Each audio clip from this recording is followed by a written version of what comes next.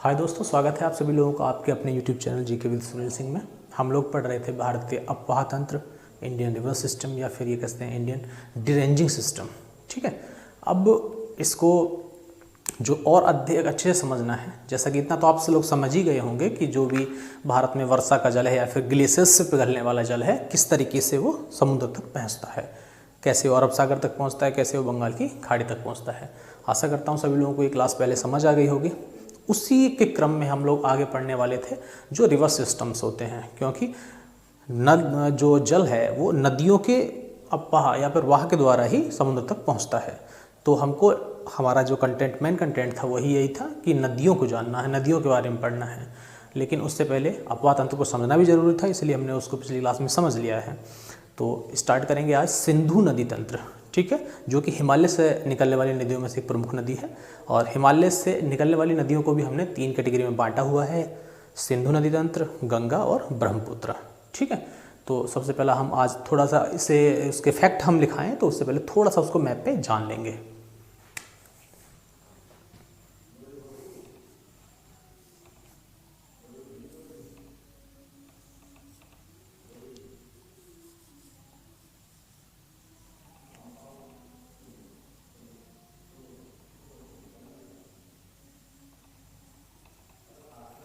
देखिए दोस्तों, लगभग आपका भारत वर्ष का जो नक्शा है इस तरीके से बन जाता है। ये उतना तो नहीं है, अगर ये डिजिटल मैप होता तो मैं भी इसको जनरली ओपन कर लेता और आप लोग अच्छे से समझ सकते थे। तो मैप में समझने वाली बात ये होती है कि ये आपका नॉर्थ है, ये साउथ है, ये ईस्ट है और ये वेस्ट है। यहाँ है अरब सागर, यहाँ है बंगाल की खाड़ी और यहाँ है हिंद महासागर। ठीक है, हिंद महासागर का कोई विशेष समय रोल नहीं है, क्योंकि जनरली जो नदियाँ हैं या तो अरब सागर में जाएंगी या फिर बंगाल की खाड़ी में जाएंगी। पढ़ना क्या है हमको? सिंधु नदी तंत्र। तो सिंधु नदी तंत्र से मतलब है सिंधु जो नदी बहती है उसकी मूल अवस्थिति क्या है, वो कहाँ पर है, ये जानना बहुत जरूरी है। देखिए यहाँ पर एक मानसरोवर झील है। मानसरोवर झील तिब्बत में पड़ती है और ये नदी यहाँ से निकलती है और भारत में प्रवेश करते हुए पाकिस्तान में बहते हुए कहाँ मिल जाती है? अरब सागर में मिल जाती है। तो जो हमको समझना है वो इसका प्रवाह क्षेत्र एवं इसकी सहायक नदियों का प्रवाह क्षेत्र। ये ऐसा नहीं है कि अकेली नदियाँ, इसके साथ साथ और भी छोटी नदियाँ यहाँ से निकलेंगी, इसमें मिलेंगी और वो भी कहाँ चली जाएंगी? अरब सागर में चली जाएंगी। केवल इतना ही आपको समझना है। देखिए, इसकी मूलभूत जो सहायक नदियाँ हैं उनमें सबसे पहला नाम आता है आपका झेलम का। झेलम इसमें यहाँ से निकलती है, तो सबसे पहला हो गया झेलम या फिर कह सकते हैं सिंधु झेलम। उसके बाद है चिनाब और उसके बाद एक नाम आता है रावी और एक नदी है जो इनके सबसे नीचे से और जिसमें सब मिल जाती हैं और यहाँ उसका नाम है सतलज। ठीक है, जहाँ पर ये नदियाँ मिलती हैं मिठानकोट में, ये पाकिस्तान में पड़ता है। ठीक है, पाकिस्तान में अब आप सबसे पहली बात इस क्रम को समझने की कोशिश करेंगे। सबसे ऊपर बहती है सिंधु, उसके नीचे बहती है झेलम, उससे नीचे बहती है चिनाब, उसके नीचे बहती है रावी। ठीक है, और चूंकि ये सब इसकी सहायक नदियां हैं और सबसे नीचे बहती है सतलज। इनमें एक छोटी सी नदी और भी आ जाती है, इसका नाम है व्यास। तो व्यास में जानने वाली बात यह है कि व्यास बह करके पाकिस्तान नहीं जाती है, वो सतलज में ही मिल जाती है, हरिके में, जहां पर आपका इंदिरा गांधी नहर निकाली गई है। तो उसी संगम से इंदिरा गांधी नहर को निकाला गया है, सतलज और व्यास के संगम से। ठीक है, तो कई बार ये भी क्वेश्चन बना लेता है, मानचित्र की मदद से आप थोड़ा अच्छा समझ लेते हैं, बाकी तो ये फैक्ट में लिखा भी सकता था आपको सीधे से। अगर आपसे पूछे कि निम्नलिखित में से, बहुत आसान सा क्वेश्चन आपसे पूछेगा तो वो भी गलत कर सकते हैं अगर आपको थोड़ी सी नॉलेज मैप पे नहीं हुई है, कि सिंधु की निम्नलिखित में सहायक नदी कौन सी नहीं है? है नहीं? नहीं है। तो आपको ऑप्शन उठा करके देगा झेलम, चिनाब, रावी और व्यास। तो आप ये सोचेंगे व्यास भी इन्हीं के समकक्ष बहने वाली नदी है या इसी रेंज में बहने वाली नदी है, तो आप यहाँ मिसगाइड हो सकते हैं। तो आपको जान लेना चाहिए कि व्यास जो किसमें मिलती है, सतलज में मिलती है, ना कि सिंधु में मिलती है। ठीक है, तो मैप से पढ़ने का फायदा केवल यही हो जाता है। हमें आगे जानेंगे, जब ये नदियां आपस में मिलकर सिंधु नदी में मिलती हैं तो ये कहलाती हैं पंचनद नदियां। ठीक, कई बार ये क्वेश्चन आया था कि पंचनद नदियों में कौन कौन सी नदियां आती हैं, या पंचनद भूमि से घिरा हुआ प्रदेश कौन सा है। तो आप जानते होंगे जो ये स्पेशली ये वाली रेंज है, ये सब क्या है, ये पंजाब, ये पंजाब रेंज ही क्या कहलाती है, पंचनद रेंज होती है। ठीक, तो चाहे वो पंजाब भारत का हो चाहे पाकिस्तान का हो, ये सब क्या है, पंचनद नदियों से या 5 नदियों से घिरा हुआ प्रदेश है। हमारे यहाँ भी पंजाब कहेंगे और पाकिस्तान में उसको पंजाबी कहते हैं। क्लियर? तो आपको सबसे पहली बात तो ये समझ आ गया होगा कि इन सारी नदियों में से 2 नदियां ऐसी हैं, सिंधु जो भारत के बाहर से निकलती है, भारत में एंट्री करती है और पाकिस्तान चली जाती है, दमचौक से लद्दाख में एंट्री करती है और लद्दाख, लेह आदि स्थानों पर होते हुए, गिलगित दर्दिस्तान से होते हुए चिल्लड़ नामक स्थान पर पाकिस्तान में एंट्री कर जाती है। कई बार अच्छा क्वेश्चन वो बनाता है तो ये भी पूछ लेता है कि आप ये बताइए कि जो सिंधु नदी है, क्योंकि ये सब हिल रेंज है, पहाड़ी रेंज है, तो कहाँ पर प्लेन लैंड एरिया में उसका प्रवेश होता है। तो याद रखना, जब पाकिस्तान का लैंड एरिया है ये पड़ता है आपका अटक में। अटक एक जगह है पाकिस्तान के अंदर, पाकिस्तान में ये मैदानी क्षेत्र में आ जाती है। जैसे आपको जानते होंगे, एक बार क्वेश्चन आया था कि गंगा कहाँ मैदानी एरिया में आती है, तो हरिद्वार में आती है, वैसे ही अटक में आती है कौन, सिंधु। क्लियर? जो अटक पड़ता है पाकिस्तान के अंदर। इसके अलावा एक और अच्छा क्वेश्चन बनाया जाएगा तो पूछ लेता है कि सिंधु किन 2 हिमालय पर्वत श्रृंखलाओं के बीच बहती है। ट्रांस हिमालय, ट्रांस हिमालय समझते हैं, ट्रांस हिमालय जो पुराना हिमालय है, ट्रांस हिमालय की जो श्रेणियां भारत में हैं उसको आप थोड़ा सा जान लें। सबसे ऊपर पड़ती है काराकोरम, ठीक, उसके बाद है लद्दाख और उसके नीचे पड़ती है जास्कर श्रेणी। तो इन लद्दाख और जास्कर के मध्य ही कौन सी नदी बहती है, सिंधु। कहने का मतलब यह है लद्दाख और जास्कर पर्वत श्रृंखला के मध्य से होकर ये नदी बहती है। तो अमूमन ऐसे ही क्वेश्चन सब बनाए जाते हैं, लेकिन मेरा इस मैप को समझाने का केवल यही तात्पर्य था कि आप इन नदियों का एक क्षेत्र देख लें, उससे डिफाइन हो जाएगा कि नदियां किन किन राज्यों को फायदा पहुंचाती हैं, किन किन राज्यों में इनका पार्टिसिपेट है, भागीदारी है। ठीक है, तो सबसे पहला तो ये हो गया आपका जो आजकल केंद्र शासित प्रदेश है, लद्दाख में, जम्मू कश्मीर में और आपका पंजाब में, हिमाचल में। ठीक है, वैसे तो राजस्थान आदि को भी पानी मिलता है, लेकिन वहाँ इनका अववाह क्षेत्र नहीं है इन नदियों का, इसका पानी वहाँ तक पहुँचता है। सतलज, जैसे कि सतलज और व्यास के ही टी पॉइंट से, आई मीन संगम स्थल से ही निकाली गई है इंदिरा गांधी नहर। आपको पता होगा इंदिरा गांधी नहर परियोजना भारत की सबसे बड़ी परियोजना है। तो निकली कहाँ से है, हरिके से। ठीक, सतलज पे बनता है आपका भाखड़ा नांगल बांध। ठीक, तो वो कहाँ, पंजाब में। तो ये सब व्यवस्थाएं हैं, लेकिन इतना आप जान लीजिए कि ये नदियां अमूमन उत्तर भारत में ही, प्रॉपर उत्तर भारत में ही अपना प्रवाह क्षेत्र कंप्लीट करती हैं। क्योंकि आपको बहुत सारी नदियां पढ़नी हैं तो आगे आप इससे कंफ्यूज नहीं होंगे। इस मैप को समझाने का केवल मेरा यही मतलब था। अब आप इसको एक बार स्क्रीनशॉट ले सकते हैं, थोड़ा सा इसका पेन डाउन कर लेंगे और उसके बाद मैं आपको फैक्ट्स नोट कराता हूँ। ओके,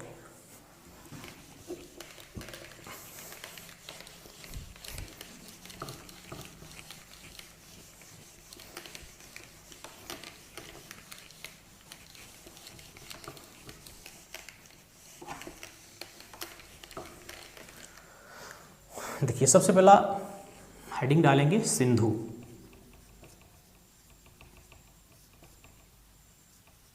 सिंधु का उद्गम स्थल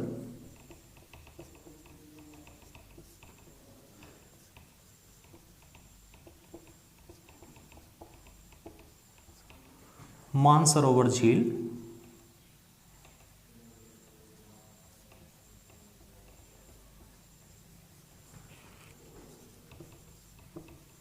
तिब्बत से है,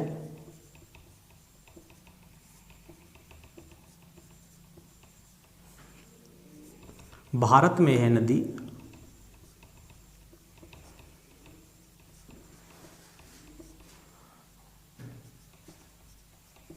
लद्दाख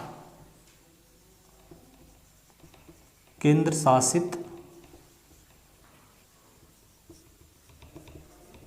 प्रदेश के दमचौक से प्रवेश करती है।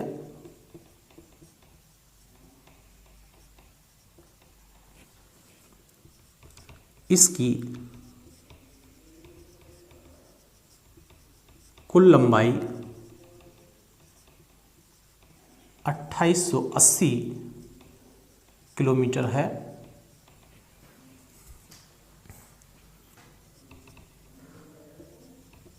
यह नदी लेह आदि स्थानों पर बहकर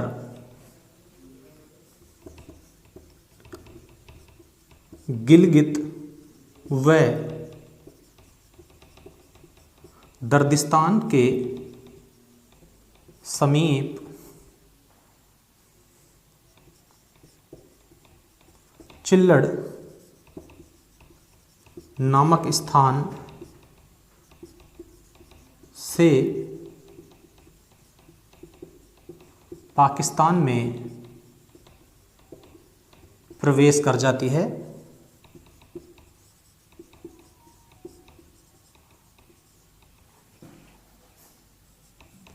यह नदी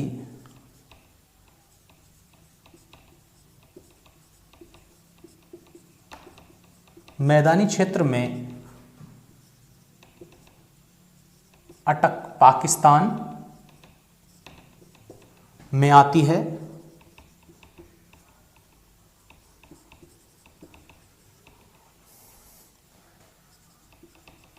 इसके बाद बहते हुए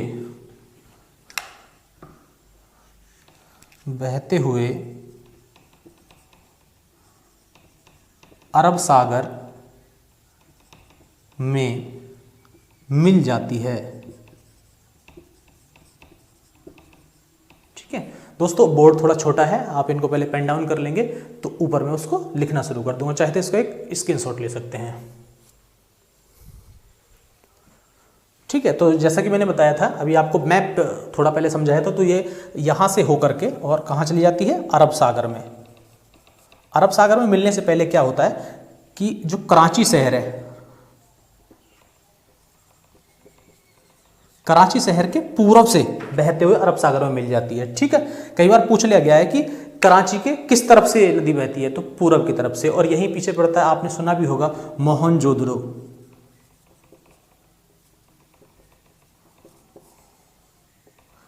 समझ रहे हैं ना, इतिहास याद आ रहा है, ज्योग्राफी को इतिहास से जोड़ना बहुत जरूरी है। तो यही जो आज पहले भारत हुआ करता है, लेकिन आज का पाकिस्तान, मोहनजोदड़ो इत्यादि शहर भी कहाँ पड़ते हैं, आज के पाकिस्तान में ही पड़ते हैं, जो हड़प्पा कालीन सभ्यता से संबंधित है। सिंधु सभ्यता पर हड़प्पा कालीन सभ्यता, वो भी किसके किनारे बसा है, सिंधु के किनारे ही बसा है। ठीक है दोस्तों, ये नोट कर लिया, मैं इसको रफ कर देता हूं।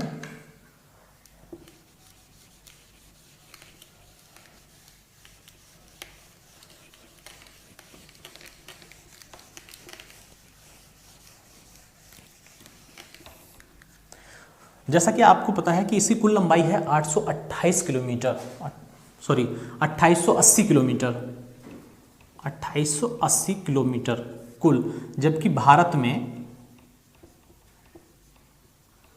यह है 1114 किलोमीटर की यात्रा पूरी करती है। कई बार पूछ लिया गया कि भारत में इसका प्रवाह क्षेत्र बताइए, तो भारत में लगभग 1114 किलोमीटर ये नदी बहती है। ठीक है, अब चूंकि आपने देखा होगा सारी नदियां इधर से बहकर इस तरफ जा रही हैं, मतलब भारत से बहकर किस तरफ जा रही हैं, पाकिस्तान जा रही हैं। चूंकि भारत और पाकिस्तान अलग अलग दो देश हुए और पाकिस्तान भारत से ही बना, तो आपको ये भी जानना चाहिए कि जब दो लोग अलग होते हैं, एक ही परिवार के अलग होते हैं, तो उनमें बंटवारा भी होता है। तो इन्हीं सब को लेकर के एक बंटवारा हुआ और जिसको नाम दिया गया सिंधु जल समझौता। सिंधु जल समझौता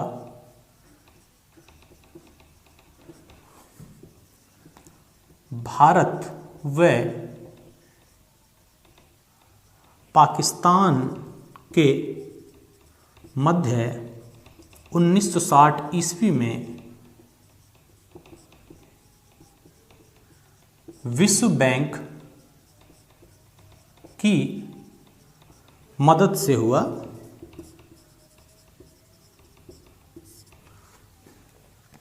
इसको आप ये समझ लीजिए, ये बड़ी इंपॉर्टेंट चीज है, ठीक है। किस लिए हुआ? समझौता क्या होता है? आगे मीन किसी के ऊपर विवाद होता भी तो समझौता होता है।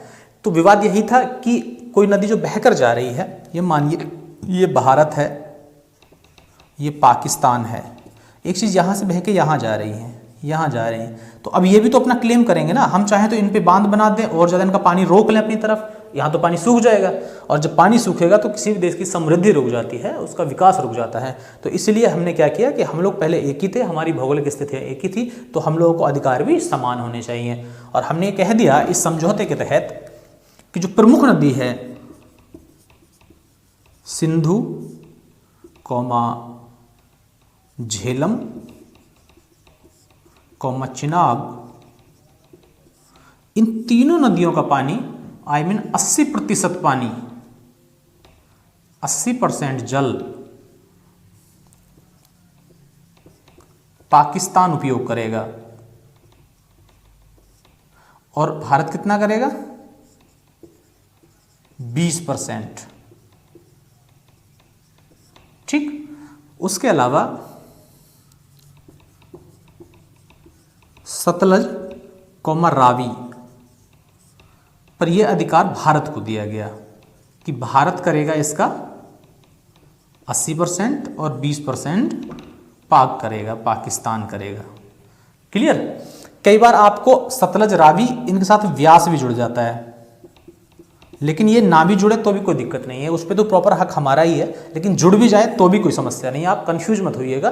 कई बार बच्चे आजकल कंफ्यूज बहुत होते हैं कि सर ने तो कुछ लिखा है, उन्होंने कुछ लिखा है, ठीक है ना। तो ये जानने वाली चीज़ है थोड़ी सी। इसको चाहे तो स्क्रीनशॉट ले लें, इसको फिर मिटा करके मैं इसकी सहायक नदी के बारे में बात करता हूँ।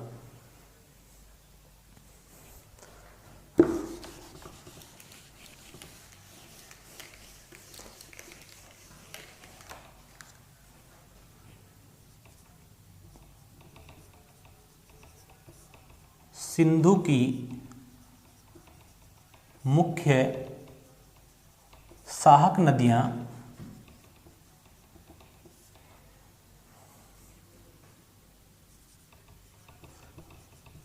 झेलम, चिनाब, रावी, सतलुज,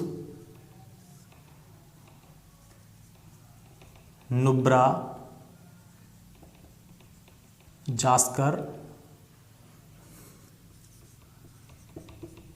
श्योक, काबुल, खुर्रम, तोची,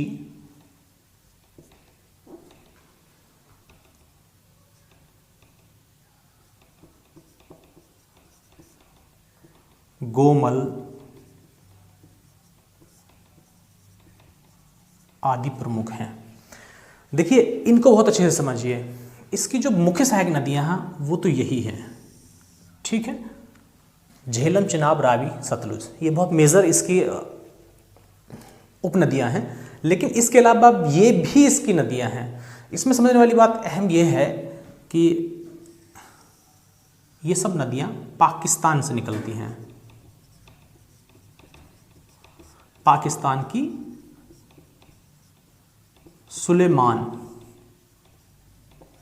पर्वत श्रृंखला से निकलती हैं, ठीक है। ये कहां से? पाकिस्तान के।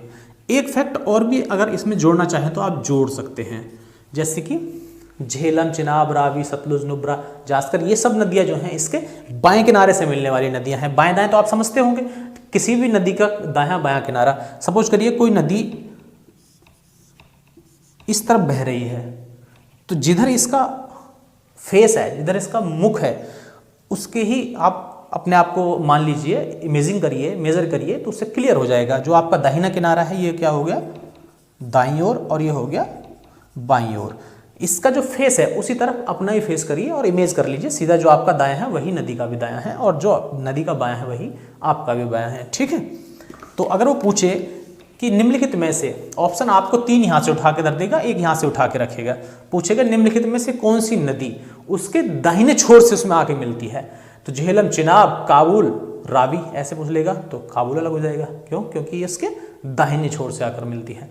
ठीक है, तो ये सब कुछ खास बातें थी सिंधु के बारे में, और सिंधु के अलावा अभी हम थोड़ा सा और पढ़ेंगे इसकी जो खास खास सहायक नदियाँ हैं, चिनाब है, रावी भी है, झेलम है, तो इसका आप स्क्रीनशॉट ले सकते हैं। फिर नेक्स्ट नदी के बारे में बात करेंगे।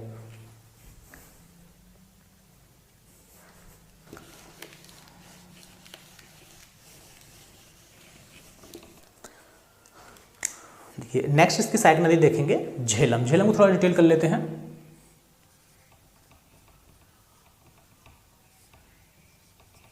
झेलम का उपनाम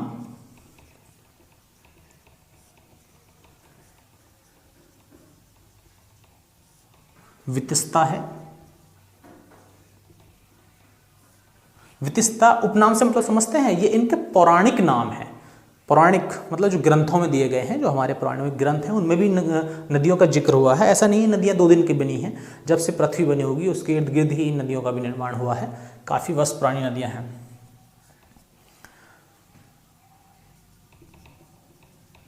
झेलम का उद्गम स्थल कश्मीर की पीर पंजाल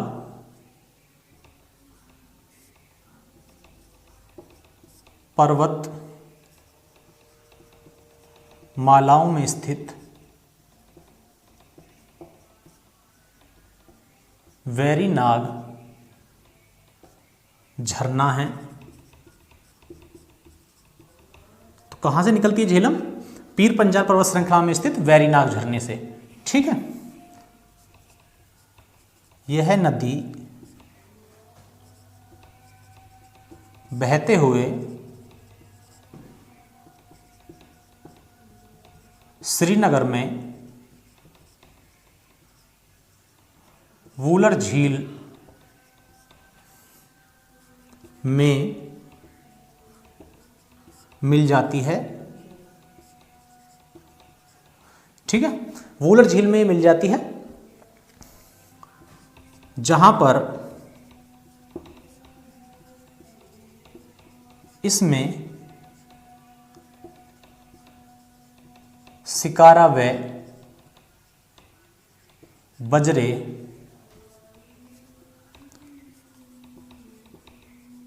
चलाए जाते हैं।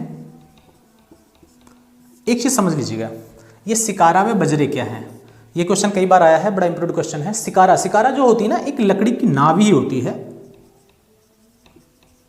लकड़ी की नाव जनरली जो कश्मीर में चलाई जाती है, ये फैंसी नाव होती हैं, और बाजारे से मतलब मार्केट से ही है। शिकारा बजारे, कई बार क्वेश्चन आसानी से पूछता तो ये पूछता किस नदी पर शिकारा व बजरे चलाए जाते हैं, तो आपका झेलम हो गया।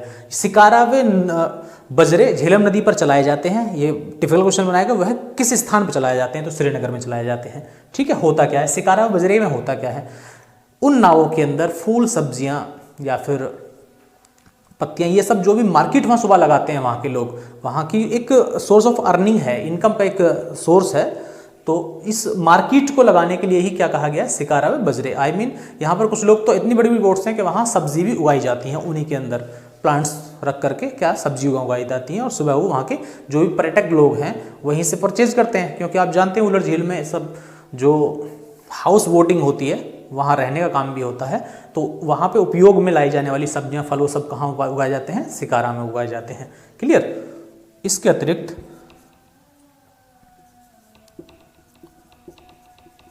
अनंतनाग से बारामूला तक का क्षेत्र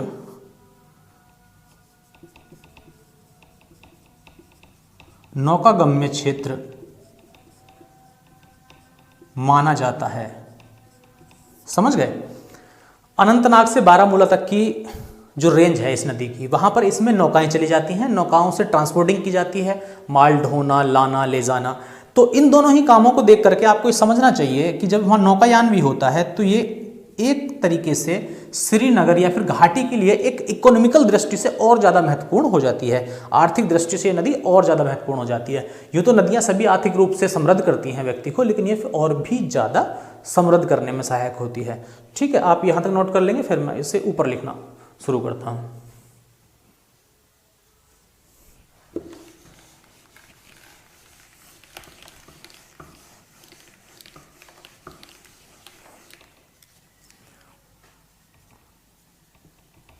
इस नदी की कुल लंबाई 720 किलोमीटर है।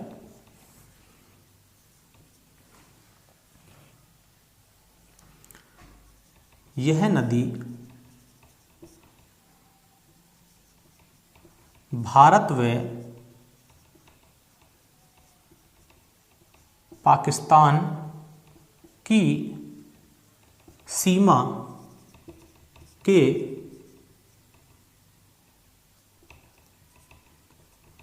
समानांतर भी बहती है। इसका मतलब समझ गए? ये मानिए एक देश ये है और एक देश ये है, तो जो कहीं पर भी इनका एक सीमा निर्धारण होगा तो ये नदी यहाँ से होकर फिर इस नदी इस सीमा के साथ साथ बहते हुए फिर पाकिस्तान जाती है। ये मानिए भारत है तो ये बिल्कुल इनकी सीमा के साथ साथ बहती है। कहाँ से कहाँ तक?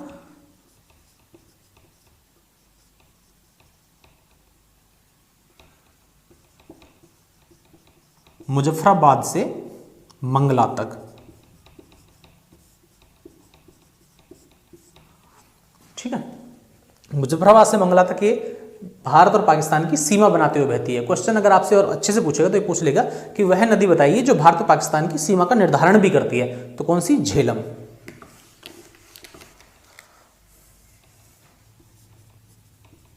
इसके बाद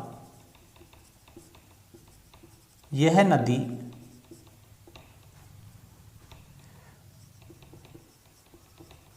पाकिस्तान चली जाती है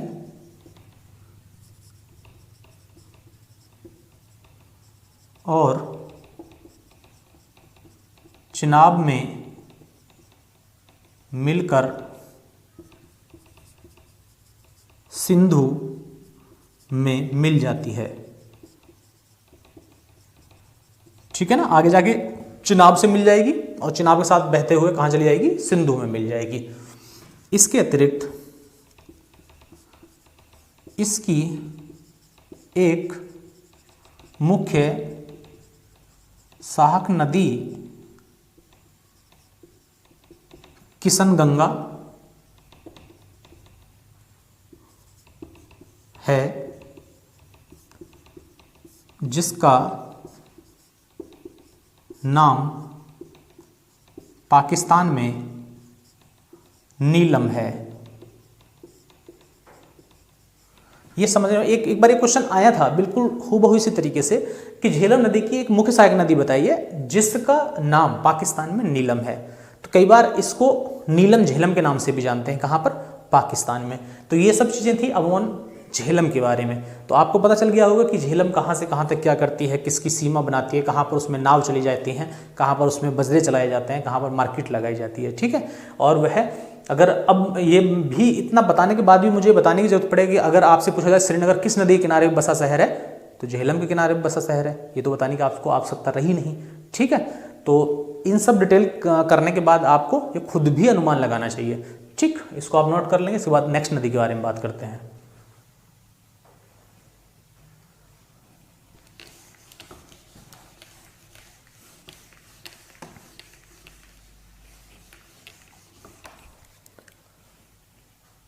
नेक्स्ट नदी है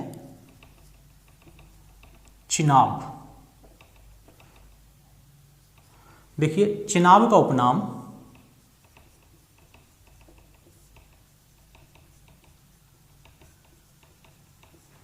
अस्किनी है।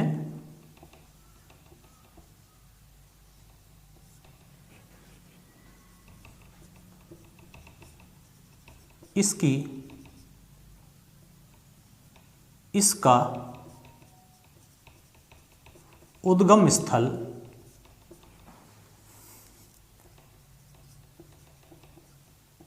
हिमाचल प्रदेश के बारालाचा दर्रे से होता है।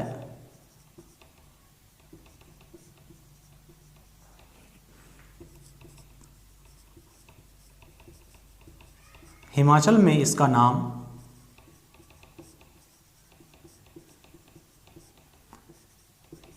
चंद्रभागा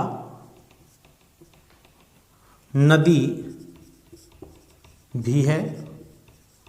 देखिए चंद्रभागा से जुड़ी हुई एक रोचक कहानी है, इसको थोड़ा सा समझ लेंगे।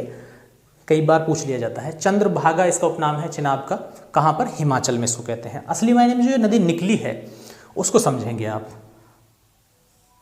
ये एक कोई दर्रा है या फिर एक लैंड एरिया है, ये मान लीजिए। इसके नॉर्थ से एक धारा निकली है, मतलब उत्तर से निकलने वाली धारा है चंद्रा ताल से, चंद्र ताल से चंद्रा धारा निकली है। जबकि इसके साउथ से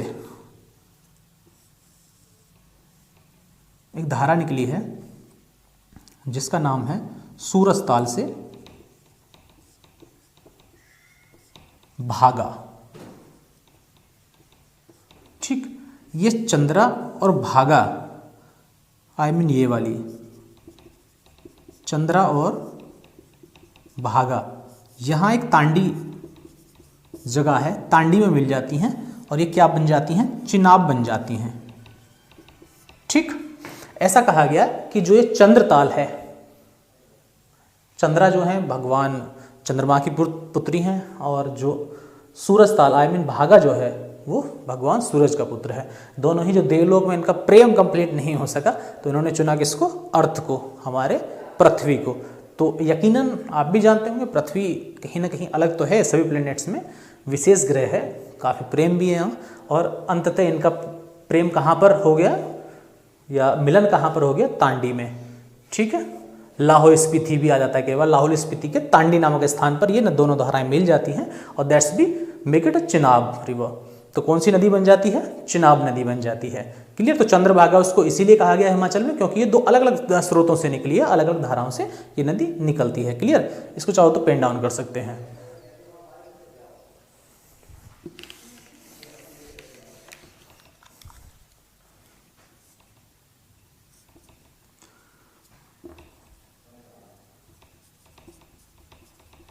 चिनाब नदी पर भारत व विश्व का सबसे ऊंचा रेल पुल बनाया जा रहा है। कहाँ पर? जम्मू एंड कश्मीर में, रियासी जिले में। ठीक है, बक्कल व कोरी के मध्य। समझ गए? बक्कल व कोरी के मध्य बनाया जा रहा है इस पुल को। ये कौन सा है? रेल पुल है जो चिनाब नदी पर बन रहा है, सबसे ऊंचा पुल है। क्लियर? अब कई बार अगर आपसे पूछे, ये क्वेश्चन ना पूछ कर पूछ ले कि बक्कल व कोरी के मध्य एक सबसे ऊंचा पुल जो बनाया जा रहा है वह किस परियोजना का हिस्सा है, तो याद रखना ऊधम सिंह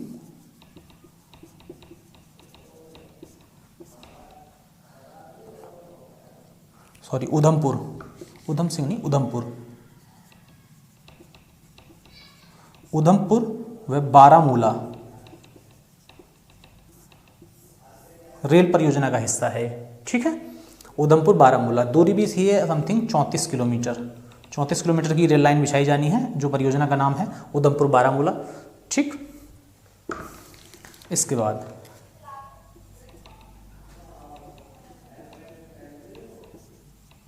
बगलीहार बांध भारत व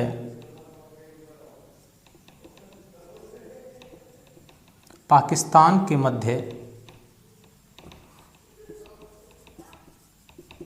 विवाद का केंद्र है, जो इस नदी पर ही बना है, ठीक है। यह क्वेश्चन आया था, बगलियार बांध भारत पाकिस्तान के मध्य एक विवाद का केंद्र है, तो किस नदी पर बना हुआ है? चिनाब नदी पर बना हुआ है, क्लियर। तो इन सभी फैक्ट्स के साथ यह नदी क्या होता है, बह करके चली जाती है पाकिस्तान, और आगे चलकर सतलुज आदि सभी नदियों को लेकर पंचनद बनाते हुए किसमें मिल जाती है? सिंधु नदी में मिल जाती है, और अंततः अरब सागर में विलित हो जाती है, ठीक। तो अगर आप इन फैक्ट्स के साथ भी आगे बढ़ेंगे इन रिवर्स के, तो आपको कहीं ना कहीं क्वेश्चन जरूर पकड़ लेंगे एग्जाम में, जो रिवर्स सिस्टम से आएगा। चिनाब के बाद भी हम थोड़ा सा और बात करेंगे, ठीक है।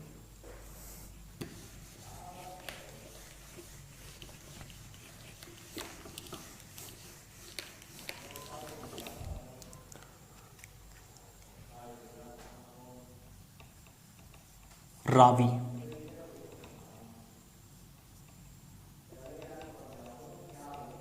रावी का उपनाम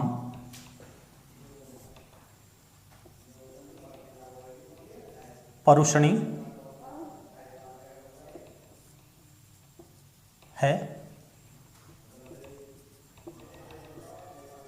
इसका उद्गम स्थल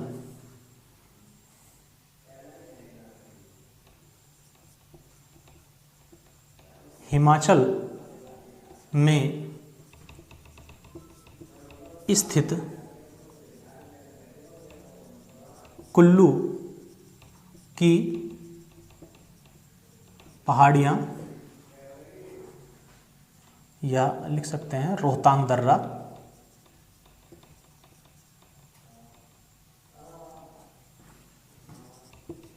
है। यह नदी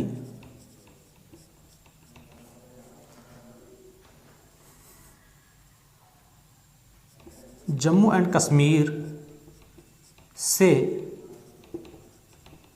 पंजाब आदि स्थानों पर बहकर पाकिस्तान चली जाती है।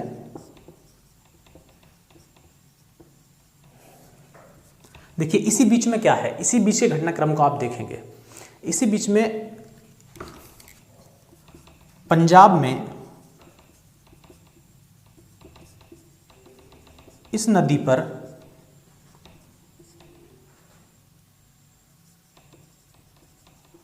महाराजा रणजीत सिंह बांध बनाया गया है, एवं यह नदी पंजाब के दो बड़े शहर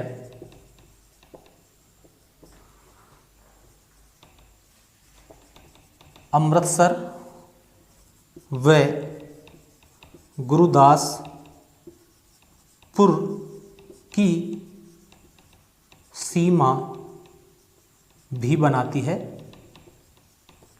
ठीक है। इसको समझने की कोशिश करेंगे, ये बड़ा खास क्वेश्चन है, कई बार आ सकता है। पंजाब के दो बड़े शहर हैं अमृतसर और गुरदास, ये क्या करती है? उन दोनों शहरों की सीमा बनाती है। एक तरफ इसके कौन है? गुरदासपुर, और एक तरफ कौन हो गया? अमृतसर, क्लियर। इसके अंदर एक मेन फैक्ट और इसका लिख लेंगे, पाकिस्तान का लाहौर शहर इसी के किनारे बसा है।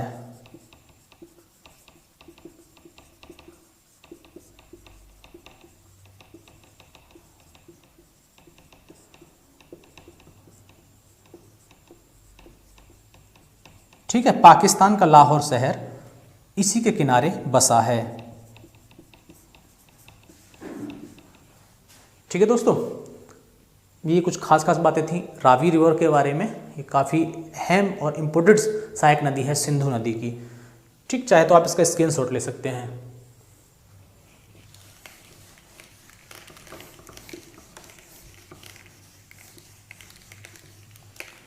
रावी के बाद बात करते हैं व्यास की। देखिए दोस्तों, बात करते हैं व्यास नदी की। व्यास, इसका उपनाम विपाशा है।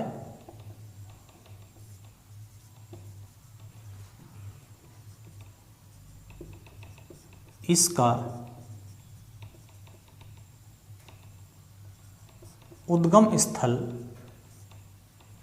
व्यास कुंड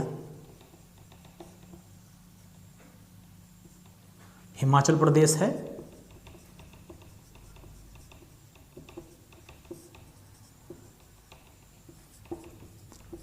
यह नदी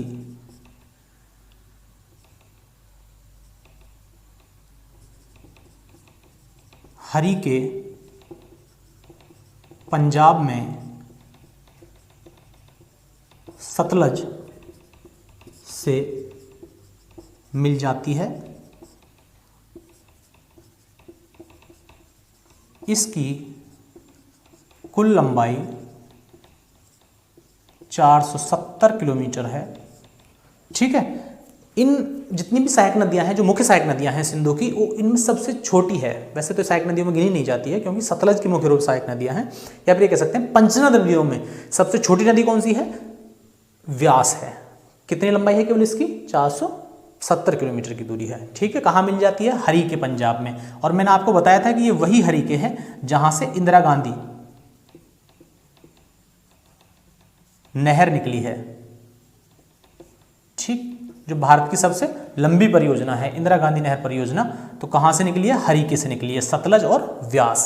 ठीक, इससे अधिक कुछ नहीं है इसमें, ये फैक्ट्स काफी हैं इसके लिए।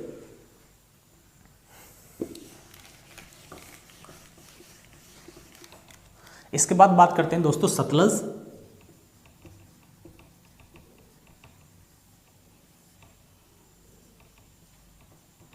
इसका उपनाम सतेद्री है।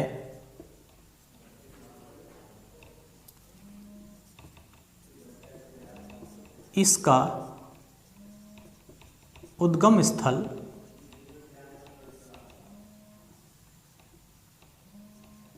रासक ताल, ऑब्लिक लिख सकते हैं राक्षस ताल,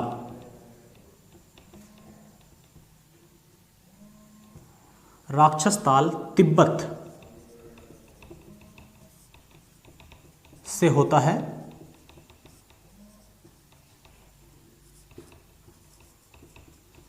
भारत में यह नदी सिपकिला दर्रे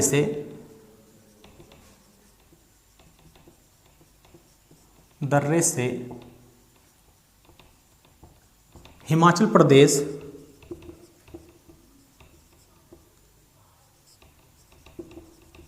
में प्रवेश करती है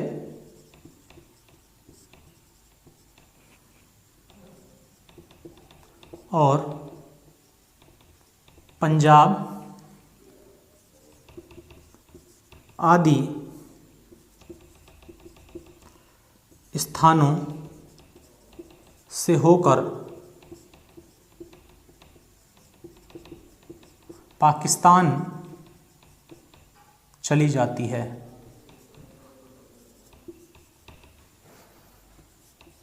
पंजाब में इस पर सीमा पर इस नदी पर भाखड़ा नांगल बांध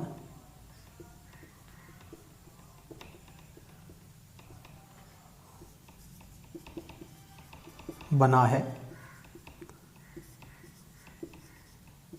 देखिए जो भाखड़ा नागल बांध है, भाखड़ा नागल बांध भारत का दूसरे सबसे ऊंचा या फिर लार्जेस्ट बांध भी कह सकते हैं। इससे ऊपर टिहरी हो गया है जो उत्तराखंड में आता है। क्लियर, ये याद रखना चाहिए। पहले यही आता था, पहले फर्स्ट ऑफ लार्जेस्ट में आता था, लेकिन अब क्या है ये सेकंड पे चला गया है जब से टिहरी बांध बन गया है। क्लियर, यहीं पर बना है गोविंद सागर जलाशय।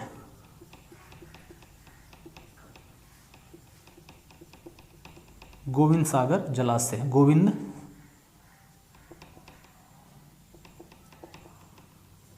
ऐसा हुआ था कि भाखड़ा नांगल बांध ना पूछ करके पूछ लिया था कि गोविंद सागर जलाशय किस बांध का हिस्सा है, तो कौन से बांध का हिस्सा है? भाखड़ा नांगल बांध का हिस्सा है गोविंद सागर जलाशय।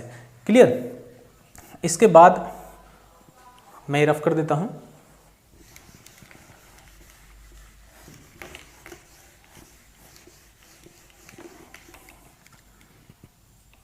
इस नदी की कुल लंबाई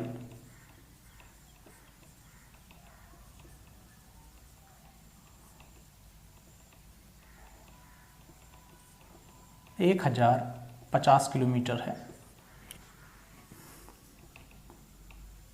यह है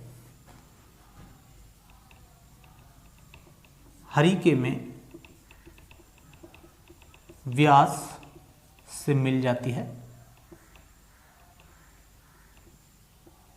कहने का मतलब यह है कि हरिके में व्यास इसमें आकर के मिल जाती है। ठीक है, ये नहीं मिलती, व्यास इसमें आकर के मिल जाती है और वहीं से निकली है इंदिरा गांधी नहर।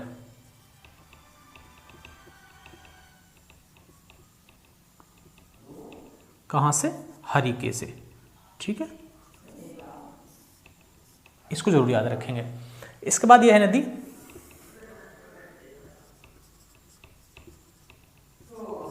यह है नदी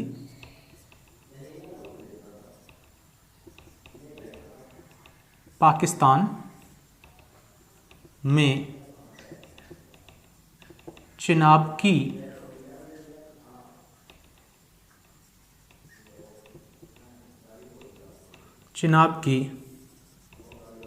धारा के साथ मिलकर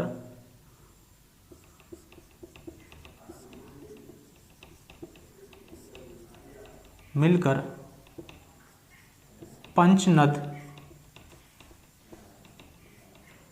नदियां होने का गौरव पा लेती हैं। ठीक है, कहने का मतलब यह है जब जैसे ही ये चिनाब वाली उन धाराओं से मिल जाएगी तो ये कहलाएंगी क्या? पंचनद। और पंचनद के नाम से आगे नद के नाम से सिंधु में मिल जाती हैं।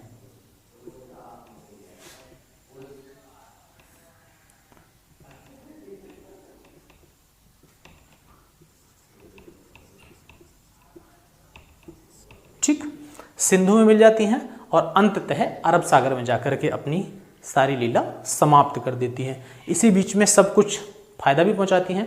भारत और पाकिस्तान दोनों को सामूहिक रूप से फायदा पहुंचाती हैं नदियां। तो दोस्तों, जैसा कि हम लोग पढ़ रहे थे, एक पंचनद को बार बार मैं आपको समझाने की कोशिश कर रहा हूं। जब ये नदियां आगे सब मिल जाती हैं तो पंचनद बन जाती हैं और पंचनद के नाम से ही सिंधु में मिलती हैं। क्लियर, क्योंकि कई बार पूछा गया था, पंचनद क्षेत्र भी पूछ सकता है, पंचनद की नदियां भी आपसे पूछ सकता है, वो मैं बता चुका हूं आपको। वीडियो पॉज करके देख लीजिएगा। इसके अतिरिक्त हम पढ़ रहे थे मेनली सिंधु नदी तंत्र। ठीक है, पहले तो जो लोग इसका स्क्रीनशॉट नहीं लिए वो ले सकते हैं। ठीक है दोस्तों, हम लोग पढ़ रहे थे सिंधु नदी तंत्र। और सिंधु, ये वही सिंधु है जो हमको नाम दिलाती है हिंदू, दैट्स बी हिंदू। सिंधु को ही क्या कहा? ईरानी और तुर्की जो लोग थे उन्होंने हिंदू कहा। से का प्रोनाउंसिएशन क्या निकाल दिया? है निकाल दिया। और से ही बन गए हम हिंदू, आई मीन सिंधु से ही बन गए हिंदू। यही वो हड़प्पा सभ्यता की एक प्रमुख नदी है। तो आप यदि इस क्लास में इतना सब भी जान गए कि यही वो नदी है जो इस हिंदुस्तान को हिंदू ऑब्लिक हिंदुस्तान नाम दिलाती है, तो मैं समझता हूँ काफ़ी कुछ है। क्यों है ये भी मैंने आपको बता दिया। और जो मैंने आपको समझाया है, मैं आशा करता हूँ कि अगर आप इतना करके पैड जैसे एग्जामिनेशन में जाते हैं वनडे में, तो आपको जो इंडियन रिवर सिस्टम का छोटा सा पार्ट है सिंधु, इसके रिलेटेड कोई क्वेश्चन मिलेगा तो 100% आप पकड़ सकते हैं। ठीक है, मिलते हैं अगली क्लास में, क्योंकि इसका जो नेक्स्ट वीडियो होने वाला है वो होने वाला है गंगा तंत्र, गंगा नदी तंत्र। उसके बाद ब्रह्मपुत्र, और इसी क्रम में आगे हम बढ़ते रहेंगे। ठीक है दोस्तों।